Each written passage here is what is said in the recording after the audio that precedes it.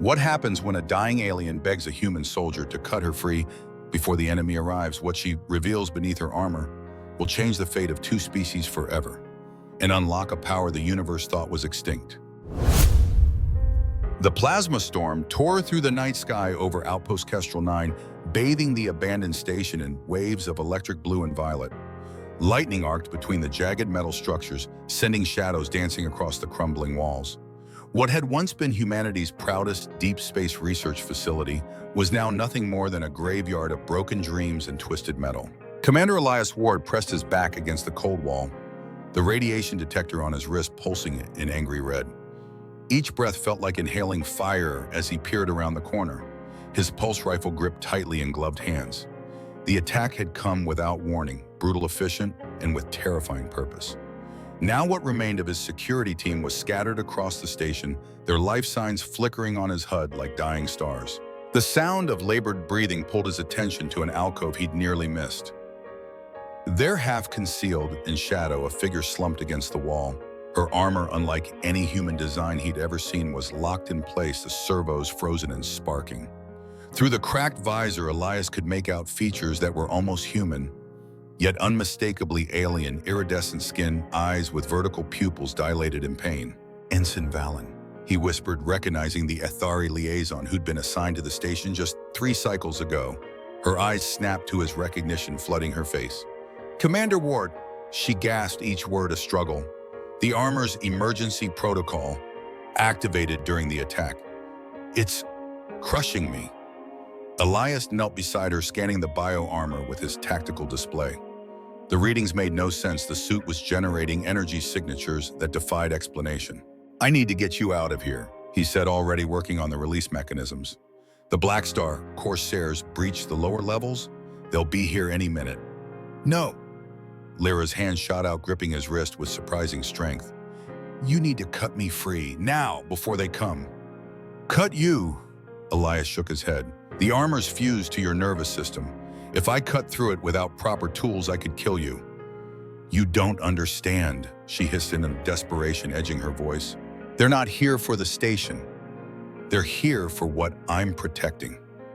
As if triggered by her words, a pulse of bioluminescent light rippled beneath the damaged sections of her armor, a soft, ethereal blue that pulsed with what could only be described as a heartbeat. Elias froze his combat knife halfway to the armor's emergency release. The light wasn't coming from her armor systems. It was coming from within Lyra herself, or something beneath the armor, something alive. "What the hell is that?" he whispered, watching as the light pulsed again, more urgently this time. Lyra's eyes locked with his, filled with a mixture of fear and fierce determination. "That," she said, her voice steadying despite her pain, "is why you need to cut me free, and why the fate of more than just this outpost depends on you doing it now." In that moment, as the distant sound of weapons fire echoed down the corridor and the strange light beneath Lyra's armor pulsed with increasing intensity, Elias realized he was no longer just fighting for survival. He was standing at the threshold of something far more significant than a pirate attack in a forgotten outpost. His world, everything he thought he understood about humanity's place in the universe, was about to change forever. The decision should have been simple. By Alliance Protocol, Commander Elias Ward had one duty: secure the outpost and evacuate essential personnel. Ensign Lara Valen, despite her status as an Ethari liaison, was technically non-essential. And yet, 12 hours ago, Elias murmured as he worked to stabilize the armor's crushing pressure, "We barely trusted each other enough to share a mess hall table." 12 hours, that's all it had taken for everything to change. The memory flashed vivid in his mind: breakfast in the station's central hub, the artificial dawn cycling through the habitat dome. Elias had been reviewing security protocols when the first alarm sounded. Not the blaring evacuation siren that now echoed through the abandoned corridors, but a subtle, insistent ping from the outer sensor array. Unidentified vessels approaching the station, AI had announced with unsettling calm. Configuration matches known Black Star Corsair signatures. The mess hall had erupted in controlled chaos: security personnel moving to stations, researchers securing data cores. Amid the commotion, Elias had noticed Ensign Valen's reaction. While others showed fear or determination, her expression had been one of grim recognition. "You know something," he'd confronted her in the corridor afterward. The Corsairs aren't random raiders. They're here for something specific. The Athari woman had maintained her composure, those alien eyes unreadable. I'm aware of their tactical patterns, Commander. Nothing more. But he'd seen the way her hand instinctively moved to protect her midsection, where her bio-armor interfaced most intimately with her nervous system. Now, as he worked to free her from that same armor, he wished he'd pressed harder. The first ship breached the northern docking bay at Oro 748. Elias continued narrating as he worked partly to keep Lyra conscious and partly to organize his own thoughts. By 0800, they had control of levels 1 through 5. What had followed was unlike any Corsair raid in recorded history. The pirates hadn't gone for the valuable research data or the quantum processing cores. They'd methodically swept the station section by section as if hunting for something or someone. That's when Dr. Kalen Miles had appeared at Elias's command post, his prestigious Earth Science Division credentials granting him immediate audience. Commander de Miles had said, his aristocratic features tight with concern, "I need to join your security team. My expertise will be essential in this situation." Elias remembered thinking it odd a renowned xenobiologist insisting on joining a combat team. But with the station under attack and personnel scattered, he hadn't questioned it. "You never explained why a scientist of your caliber would volunteer for combat," Elias said, now glancing at Lyra. Her breathing had grown more labored. Maybe he wasn't volunteering to fight pirates. Before Elias could question her further, the memory of that first brutal engagement flooded back. His team had encountered the Corsairs at Junction 12, elite mercenaries in exoframes that made them nearly unstoppable. Standard tactics had failed instantly. Then Lyra had stepped forward, her bio-armor humming with energy as she moved with impossible speed and precision. She'd single-handedly driven back the first wave, giving Elias's team time to regroup. It was the moment he'd first realized there was more to the Athari liaison than her diplomatic credentials suggested. In the 6 hours that followed, they'd fought side by side through the station's decaying infrastructure. 5 skirmishes each, more desperate than the last. Between battles, they developed a wordless communication and understanding that transcended their biological differences. Third engagement, central processing, Elias muttered, "Gosh, working on a particularly stubborn armor plate. That's when your armor first malfunctioned." They'd been pinned down behind a collapsed server bank when Lyra's armor had suddenly pulsed with that same strange blue light. She doubled over, a sound of pain escaping her usually stoic demeanor. Dr. Miles had been there instantly, his medical scanner in hand. "Fascinating," he'd whispered too softly for the others to hear, but Elias had caught it. "The energy signature is amplifying." "Back off, Doctor," Lyra had growled, recovering her composure and deliberately placing herself between Miles and the rest of the team. The scientist had retreated, but not before Elias noticed the calculating look in his eyes. Not the concern of a physician for a patient, but the cold assessment of a researcher observing a specimen. From that moment, something had shifted in their dynamic. After each subsequent fight, as they'd retreated deeper into the station with systems failing around them, Elias had positioned himself between Lyra and Dr. Miles. He couldn't explain why, exactly, just an instinctive sense that the scientists represented a threat almost as dangerous as the Corsairs themselves. Now, as his combat knife finally breached the primary seal of Lyra's armor, causing a hiss of escaping pressure, Elias understood just how right that instinct had been. "Elias," Lyra whispered, using his first name for the first time. "What I'm about to show you, it changes everything. The Corsairs, Dr. Miles, the entire reason this outpost was established, none of it is what you think." The armor plate came free with a wet organic sound that no mechanical system should make. Beneath it, the bioluminescent light grew stronger, illuminating Lyra's face from below. Pain and relief warred in her expression as she met his gaze. "I need to know," she said with quiet intensity, "if humanity is truly what the ancient texts claimed, a species capable of protecting life rather than exploiting it." Elias hesitated, the implications of her words settling like a weight on his shoulders. In the distance, the sound of Corsair weapons grew closer. "Show me," he said, finally setting aside the last of his doubts. "Whatever you're protecting, show me what's worth dying for." The final armor plate came free with a sound like tearing silk. Beneath it, nestled against Lyra's abdomen, in what appeared to be a crystalline matrix, pulsed a being of pure light, no larger than a human child's fist, but radiating energy that made the air around it shimmer. Elias stared transfixed. The entity wasn't simply glowing, it was moving, shifting, responding to their presence. Within its luminous core, patterns formed and dissolved like conscious thought, made visible a kaleidoscope of awareness. This, Lyra said softly, is the seedling. Elias couldn't tear his eyes away. The longer he looked, the more he sensed that the light was somehow looking back. "What is it?" he whispered. Lyra's voice took on a reverence he'd never heard before. "The last of the Lemurian energy-based consciousness that predates both our civilizations. They were thought to be extinct for over 30,000 years." The seedling pulsed its light, momentarily intensifying, and Lyra winced. "It's dying," she continued urgently. "The stasis matrix in my armor was keeping it stable, but the attack damaged the containment field.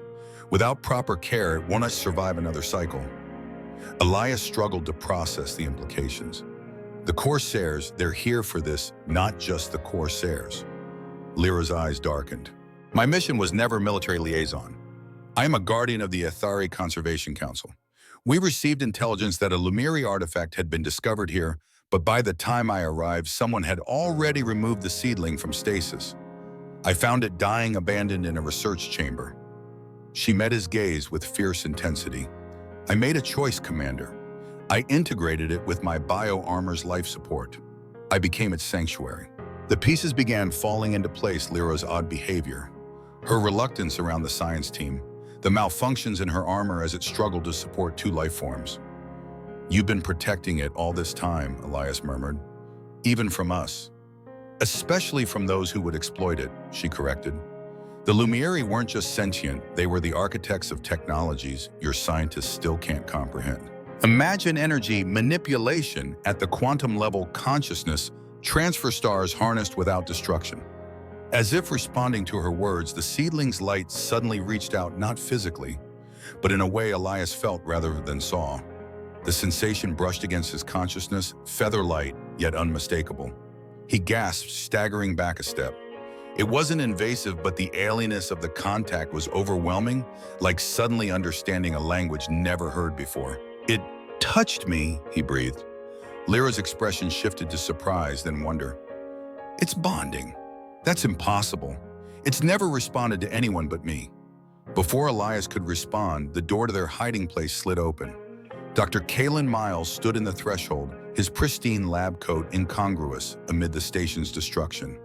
Behind him loomed three figures in the distinctive black exoframes of the Corsairs. "How unfortunate," Miles said, his cultured voice betraying no emotion. "I had hoped to secure the specimen without this complication." Elias raised his pulse rifle, positioning himself between Lyra and the newcomers. "Dr. Miles, I assume those credentials of yours weren't exactly authentic." A thin smile crossed the scientist's face. "Oh, they're quite real, Commander. The Earth Science Division exists. It's simply a subsidiary of Nexus Corporation's Xenological Acquisitions Department." Nexus, Lyra spat the word like a curse. "Your corporation has been banned from Athari space for ethical violations." "Ethics," Miles said dismissively, "are a luxury for those without vision. That entity you're harboring could revolutionize energy production, weapons technology, even the fundamental nature of consciousness itself." He gestured, and the Corsairs raised their weapons. "The specimen, Ensign Valen. Now, or I'll be forced to extract it from your corpse."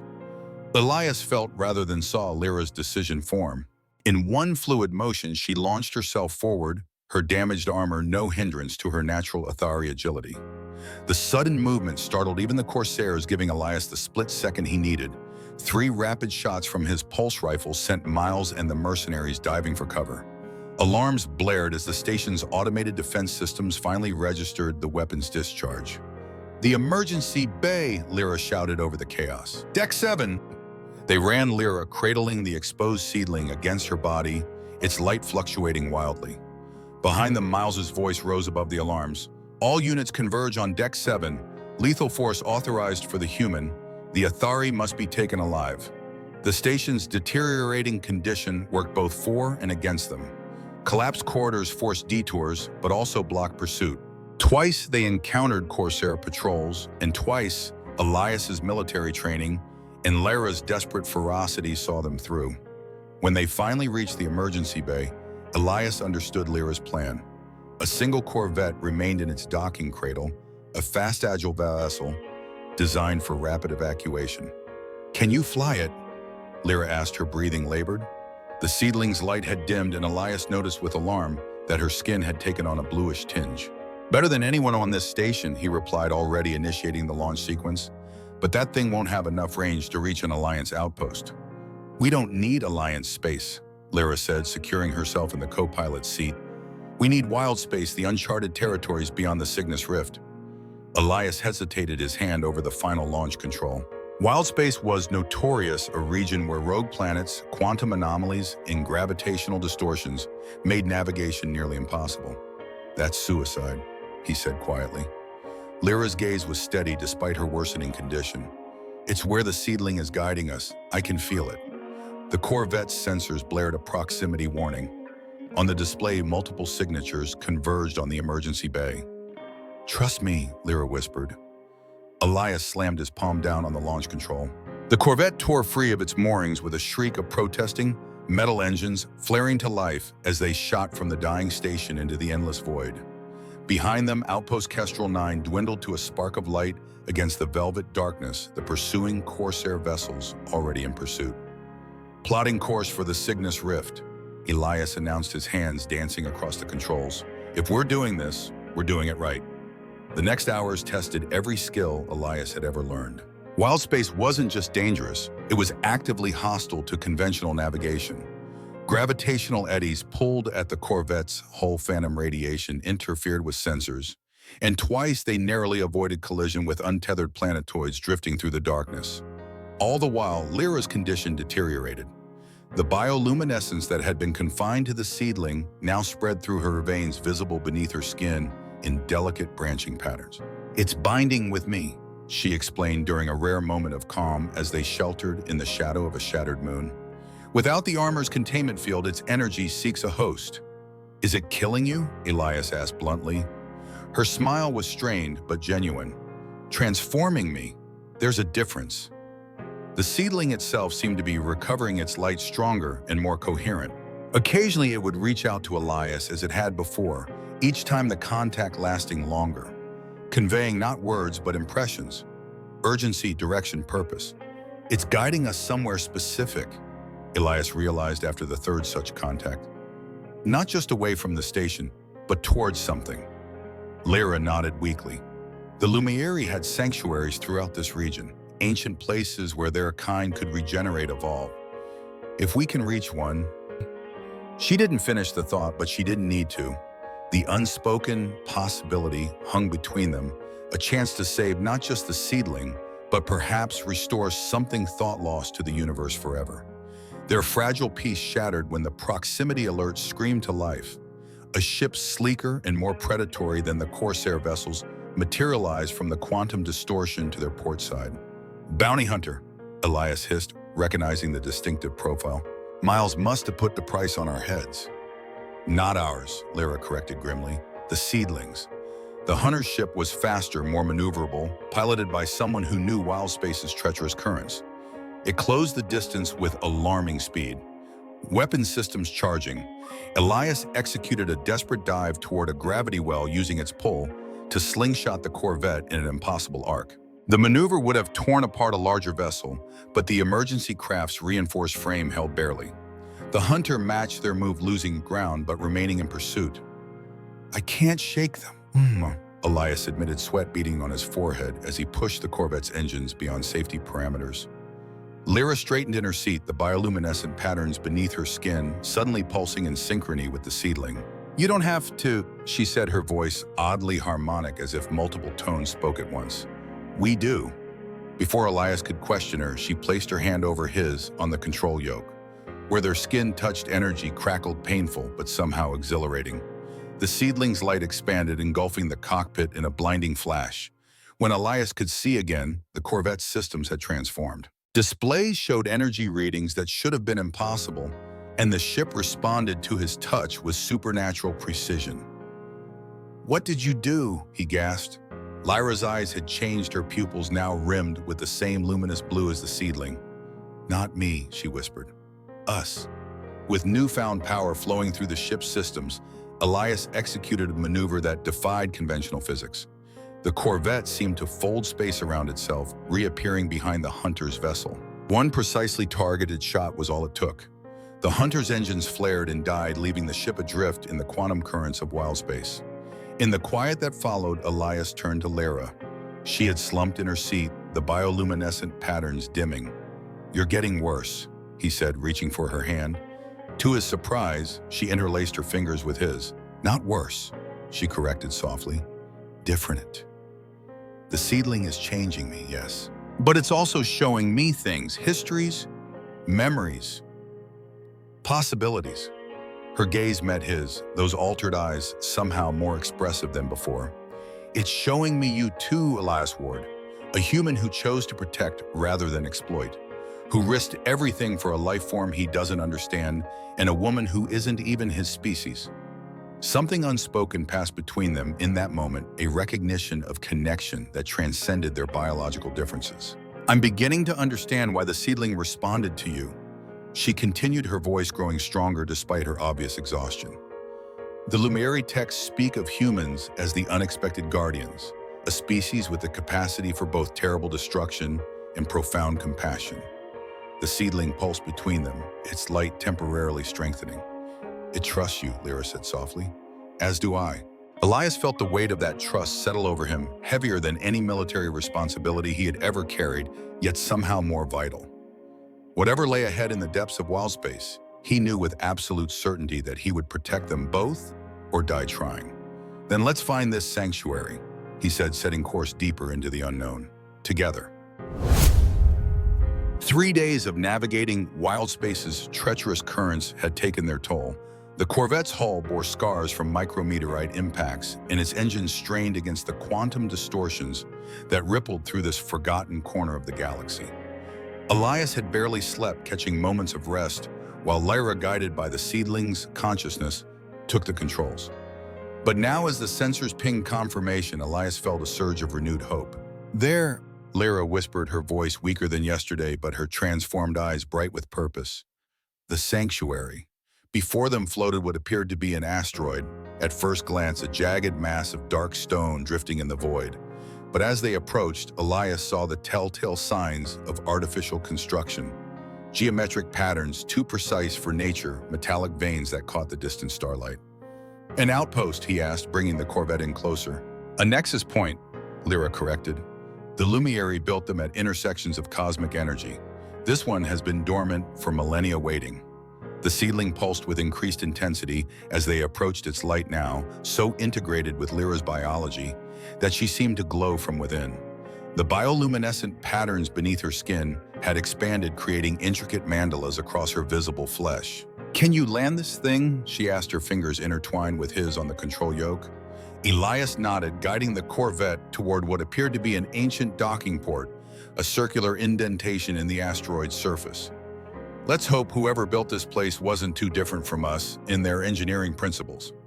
The landing was rougher than he'd have liked, the corvette's system struggling to interface with the ancient outpost. But eventually, with a shuddering groan, the ship settled into place.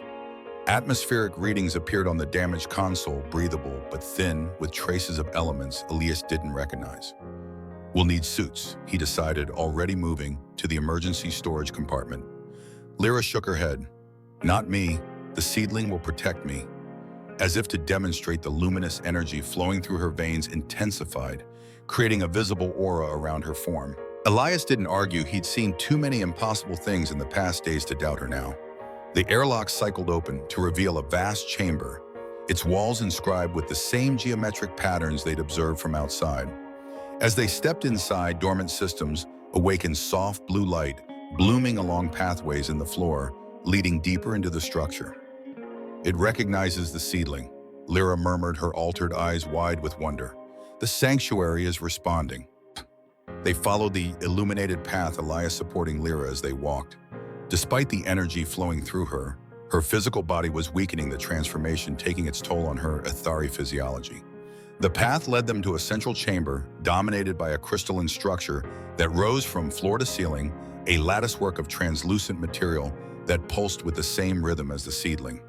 "The regeneration matrix," Lyra breathed.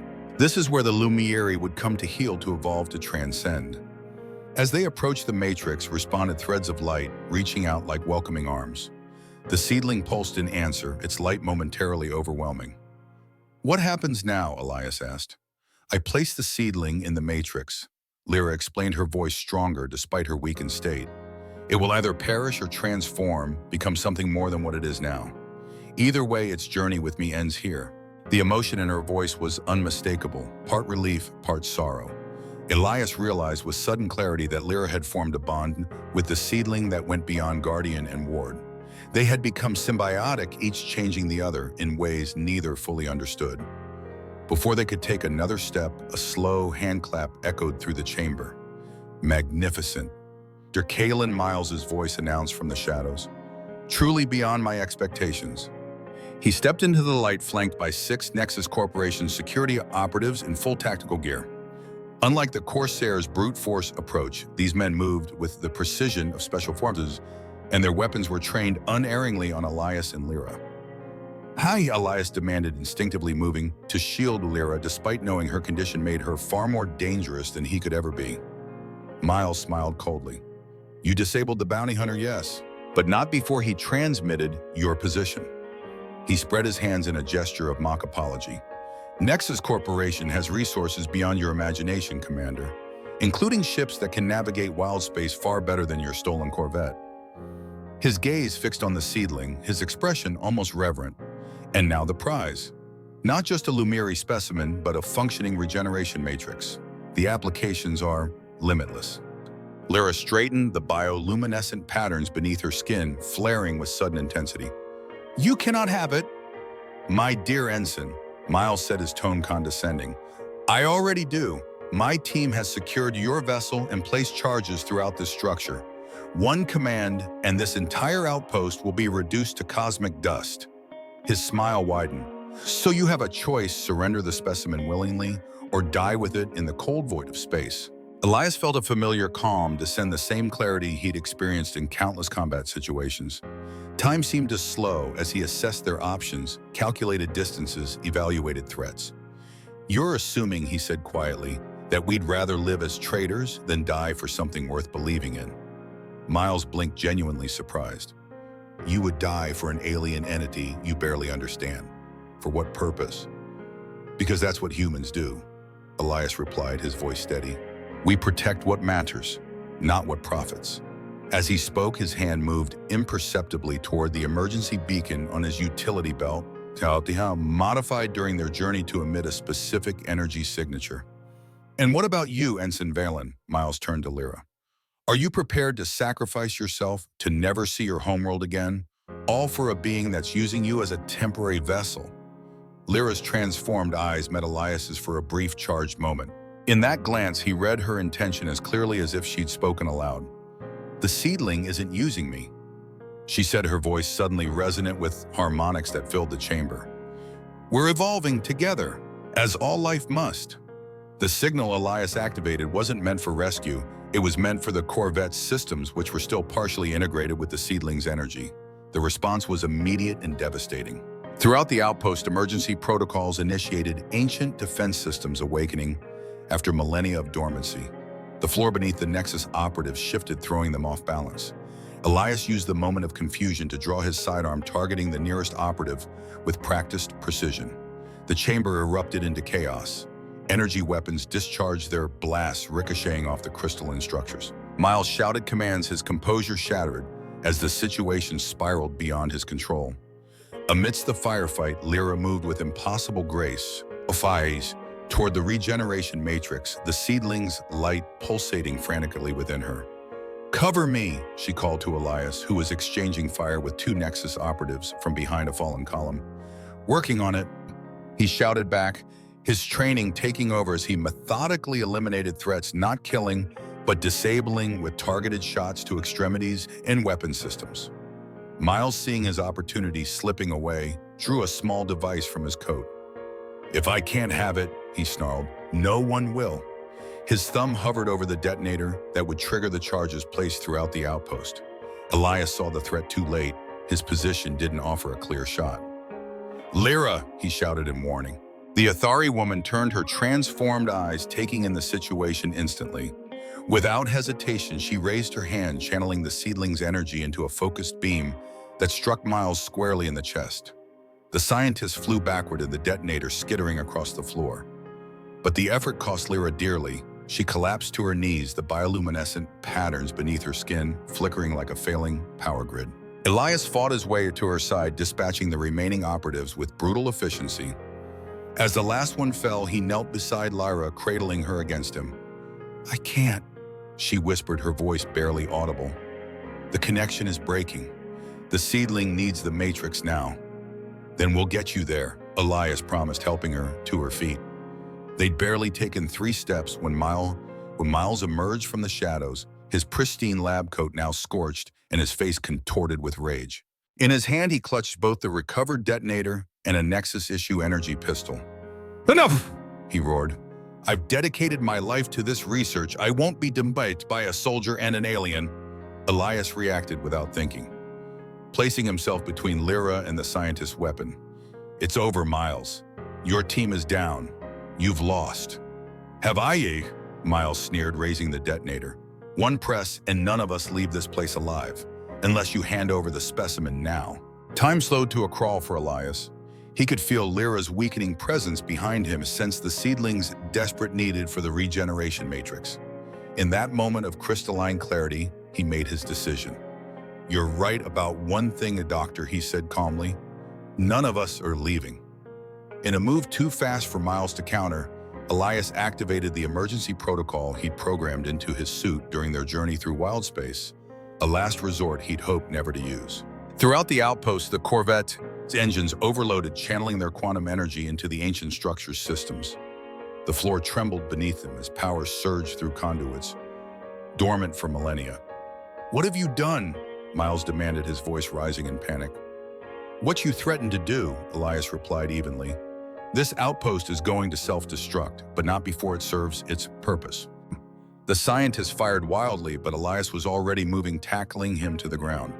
The detonator flew from Miles's grasp, shattering against a crystal column. As they struggled, Lyra dragged herself to the regeneration matrix, her strength nearly gone. The seedling's light pulsed frantically within her, sensing both opportunity and danger. "Elias!" she called, her voice cutting through the chaos of alarms and rumbling destruction. He looked up from where he'd subdued Miles, meeting her transformed gaze across the chamber. What he saw there stole his breath. Not fear or resignation, but a fierce, determined hope. "I need you." "Oh, no," she said, simply extending her hand. Without hesitation, Elias knocked Miles unconscious with a precise blow and crossed the chamber in long strides. Taking Lyra's outstretched hand, he helped her stand before the pulsing matrix. "The outpost will collapse in minutes," he warned, the tactical part of his mind still calculating escape routes, survival probabilities. Lyra's smile was luminous, the patterns beneath her skin now so bright they cast shadows. "Then we don't have much time. The seedling needs both of us now. It's chosen us." "Both?" Elias questioned, but even as he spoke, he felt the familiar touch of the seedling's consciousness against his own, stronger, now more deliberate. "It bonded with me for protection," Lyra explained, her voice gaining strength despite her weakening body. "But it's reaching for you, for growth, for evolution."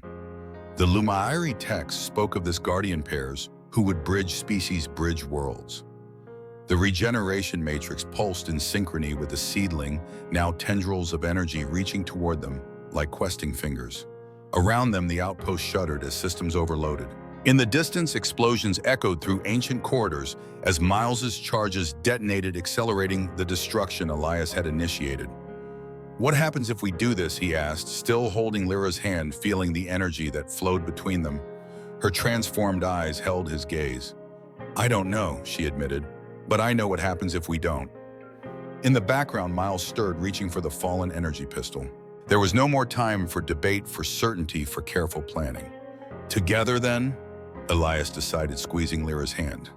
As one, they stepped forward into the matrix embrace. The seedling's light expanded explosively, engulfing them both in a cocoon of pure energy. Within that radiance, Elias felt the boundaries of his consciousness expand, touching Lyra's mind, the seedling's awareness, and something vast beyond them both. In that transcendent moment, as the outpost collapsed around them, and Miles's agonized scream faded into insignificance, Elias finally understood what Lyra had meant about transformation. This wasn't an ending, it was an evolution. "I would follow you anywhere," he whispered into the light that surrounded them. "Both of you." The last thing he saw before the light consumed everything was Lyra's smile, no longer strained by pain, but radiant with possibility. The last thing he felt was the seedling's consciousness wrapping around them like a protective embrace as the outpost tore itself apart in a final cataclysmic surge. And then beyond the destruction, something new began. Darkness. Then a single point of light expanding, contracting, almost like a heartbeat. Consciousness returned to Elias in fragments. First sensation, the cool press of metal against his back. Then sound, a rhythmic humming that slowly resolved into the familiar drone of Corvette engines. Finally, sight, his eyes opening to find himself staring at the vessel's cockpit ceiling, now webbed with crystalline patterns that hadn't been there before. "Welcome back," Lyra's voice, stronger than he remembered, came from somewhere to his right. He turned his head, wincing at muscles stiff from disuse. She sat in the pilot's seat, her fingers dancing across controls that no longer appeared entirely mechanical. The bioluminescent patterns remained beneath her skin, but had stabilized into elegant, symmetrical designs that traced her features like living artwork. "How?" His voice was rough from disuse. "The outpost destroyed," she confirmed, her transformed eyes now permanently ringed with that luminous blue meeting his. But not before the Matrix did what it was meant to do. Elias struggled to a sitting position, noticing strange new sensations as he moved in awareness of energies and flows that had been invisible to him before. The seedling was... Lyra's smile contained multitudes. "With us, in us, part of us now." She gestured to the space between them where a small sphere of light hovered, no longer just blue, but shot through with threads of gold and silver. And also itself, evolving. The memories began returning then, the Matrix embracing them, the outpost collapsing, and that moment of consciousness expansion where boundaries between them had temporarily dissolved. After that, nothing. "How long was I out?" he asked, running a hand over his face and finding several days' worth of stubble. "Nearly a week," Lyra replied. "Your physiology required more adjustment than mine. The Athari have previous genetic markers for symbiotic relationships. Humans apparently don't." Elias glanced out the viewport, expecting the chaotic quantum distortions of wild space. Instead, he saw only stars, normal, stable points of light against the velvet backdrop of space. "We're back in charted territory," Lyra explained, following his gaze. "The Corvette evolved alongside us. Its navigation systems can now map paths through wild space that no conventional computer could calculate. And Miles, the Nexus forces. The outpost collapse generated a temporal shockwave. Nothing within 50,000 kilometers survived." Her expression remained neutral, but Elias sensed her deep relief through a connection that hadn't existed before, a subtle awareness of her emotional state that hummed at the edge of his consciousness. "They'll send others," he said, thinking aloud. "Once Nexus realizes what they've lost. They can try." Lyra's confidence was absolute. "But they won't find us where we're going." 6 months passed in the blink of an eye, yet contained lifetimes of change. They settled on Aaron's Folly, a remote colony in the Outer Rim territories where refugees and outcasts from a dozen species had built a community beyond the reach of corporate or military authority. Their arrival caused a stir at first, an Alliance commander and an Athari envoy in a spacecraft that defied conventional understanding. But the colonists of Aaron's Folly prided themselves on asking few questions and offering sanctuary to those who needed it. Elias and Lyra established themselves in a modest dwelling on the colony's outskirts, where the native Irelium forest provided natural shielding from scanning technologies. The Corvette, now more organic than mechanical, they concealed within a natural cavern system beneath their home. By day, they integrated cautiously into colony life. Elias's military experience made him valuable to the local security council, while Lyra's knowledge of xenobiology helped the colony's diverse population deal with medical challenges no single species doctor could address. By night, they worked with the seedling, whose evolution had continued at an astonishing rate. The sphere of light had grown, developing intricate patterns within its radiance that shifted and changed as it communicated. At first, its expression had been limited to emotional impressions and fragmented images. But as weeks turned to months, it began forming coherent thoughts, then concepts, then startlingly complex ideas. It's teaching itself to think in ways compatible with our consciousness. Lyra explained one evening as they observed the seedling hovering above a crystalline matrix they'd constructed from materials in the native geology. The original Lumiri existed in a state beyond our comprehension. Pure energy consciousness without discrete boundaries. This one is creating a bridge between that state and our physical reality. The changes weren't limited to the seedling. Both Elias and Lyra had continued to transform, albeit more subtly. The bioluminescent patterns beneath Lyra's skin had stabilized but would occasionally pulse in response to strong emotions or proximity to the seedling. Elias had no visible markers, but his perceptions had expanded dramatically. He could sense energy fields, detect emotional states, and occasionally glimpse fragmentary visions of possible futures. Their connection to each other had deepened as well, transcending physical attraction or shared experience. They could sense each other's presence across great distances, share thoughts when in close proximity, and occasionally experience each other's dreams. Is this what the Lumiri text meant by guardian pairs?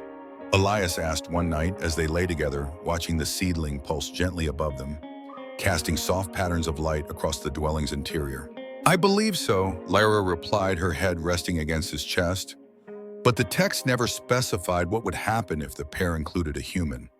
Your species wasn't known to the Athari when the oldest records were created. Lucky me, he murmured, tracing the luminous patterns along her shoulder, being the experimental case. She laughed softly, the sound carrying harmonics that resonated with the seedling's pulsations. I don't think luck had anything to do with it. The seedling chose you, Elias. From the first moment in that corridor on Kestrel 9, it recognized something in you that even I couldn't see yet. What a pair we make, he said, smiling.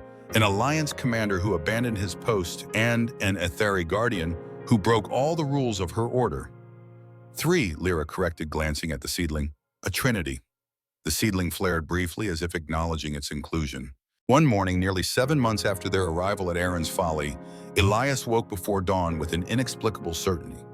It's time, he said as Lyra stirred beside him, instantly alert. She nodded, requiring no explanation. I felt it coming. The seedling has reached a critical point in its development. They dressed quickly and made their way to the colony's highest point, a natural mesa overlooking both the settlement and the vast Aurelium forest beyond. The seedling accompanied them, floating between them like a lantern guiding their path. As they reached the summit, the first of Aaron's Folly's twin suns began to crest the horizon, painting the sky in shades of amber and rose. The second sun would follow within minutes, creating the unique double dawn that had made the colony a sanctuary for those who believed in second chances. What happens now? Elias asked, watching as the seedling rose higher, its light intensifying as it absorbed the first sun's rays. Lyra stood beside him, her transformed eyes reflecting the sunrise. I'm not entirely sure.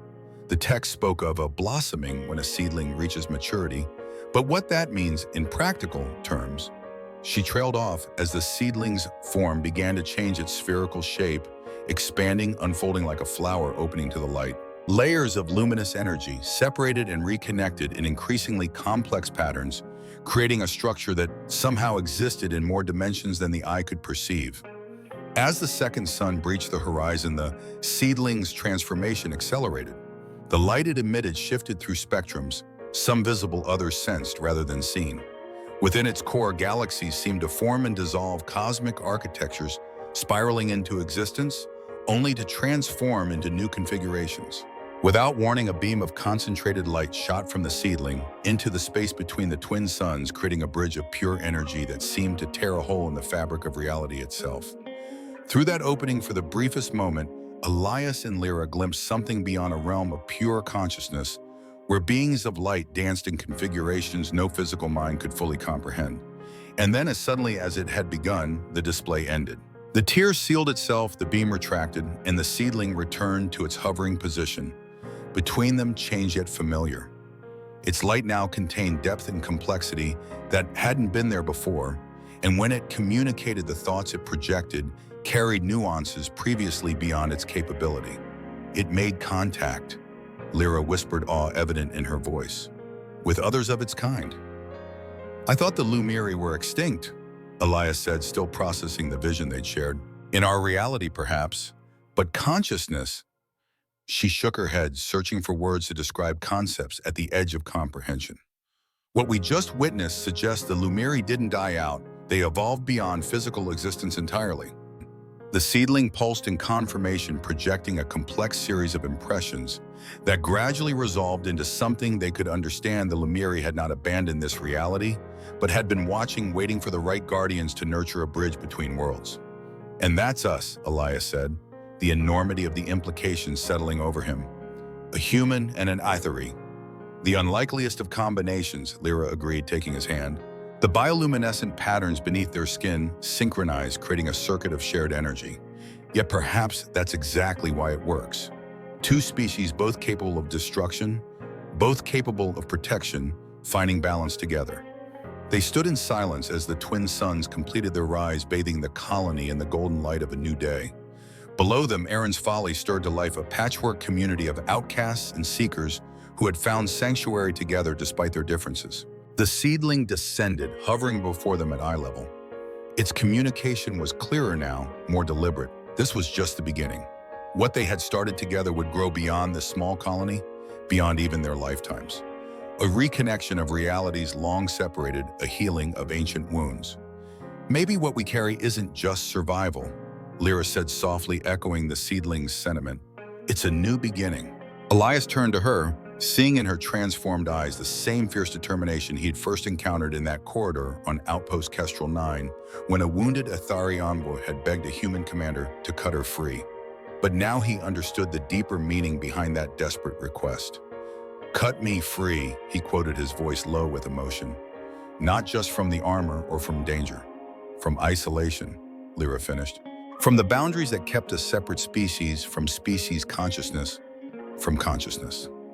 The seedling pulsed in affirmation, its light encompassing them both in a gentle embrace. Through their connection, Elias sensed not just Lyra's presence, not just the seedling's consciousness, but the faintest whisper of something vast beyond the Lumiri collective, watching, waiting, hoping.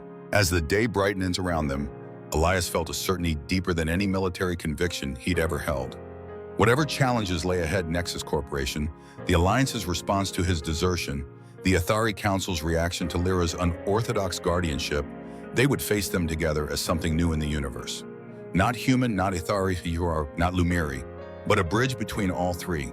And in bridging those divides, perhaps they would heal others. Perhaps that had been the seedling's purpose all along. A new beginning, he agreed, as the three of them turned to descend from the mesa, back to the colony that had given them sanctuary and toward a future none of them could fully predict. But all were committed to building. Together. That's the end of our story, but just the beginning for Elias, Lyra, and the seedling. Their journey continues beyond the stars, bridging worlds once thought forever separated. If you enjoyed this tale of connection across species and sacrifice beyond understanding, hit the subscribe button right now and join our community of cosmic storytellers. Your support helps bring more stories like this to life. What would you sacrifice to protect a being from another world? Share your thoughts in the comments below, and don't forget to hit the notification bell so you never miss our next interstellar adventure. Until next time, remember that sometimes the greatest connections are forged in the most unlikely places, beyond the stars, beyond our differences, beyond our fears.